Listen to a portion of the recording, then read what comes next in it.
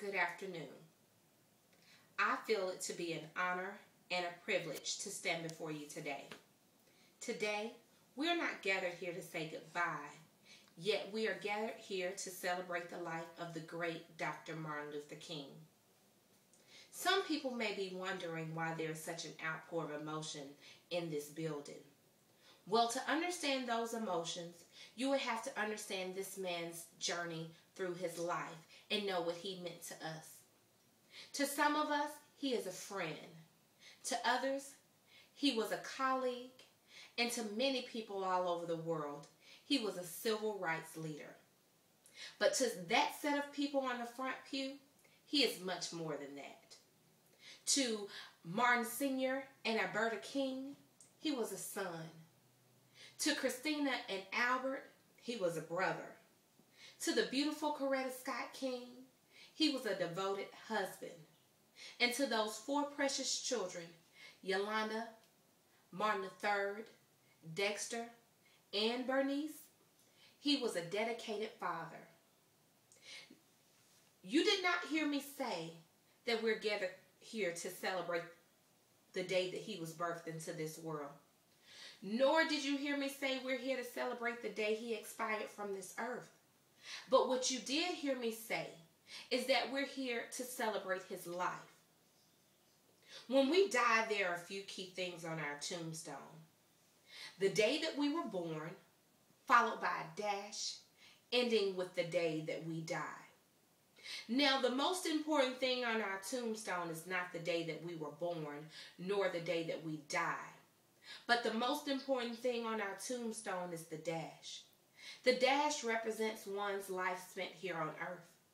The dash tells a story to our life. And for those who knew Martin and knew his journey, knew what his line was worth.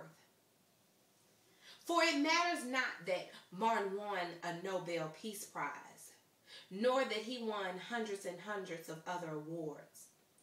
For what matters is that his life was filled with determination because he stood tall and strong for what he believed in and what he felt was right. I'm sure if Martin was here today, he would want me to talk about how he loved somebody, how he tried to clothe the naked and feed the hungry, how he tried to visit those who were in prison, and how he tried to love and serve humanity. Martin dedicated his life to love, peace, and justice for our fellow man. Martin's fight was not based upon race, yet his fight was based upon that we all become one. Martin said it best in his speech, "I have a dream," which is quoted. When we allow it to happen, when we allow freedom to ring, when we let it ring from every village and every hamlet, from every state and every city, we will be able to speed up that day when all God's children, black men and white men, Jews and Gentiles, Protestants and Catholics, will be able to join hands and sing the words of the Negro spiritual. Free at last, thank God Almighty. We're now free at last.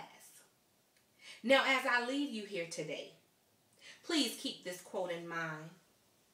We must develop and maintain the capacity to forgive. He who is devoid of the power to forgive is devoid of the power to love. There is some good in the worst of us and some evil in the best of us. If we could make our dash more like Martin's dash, better yet, make it better, we could leave behind a much better place. So think long and hard.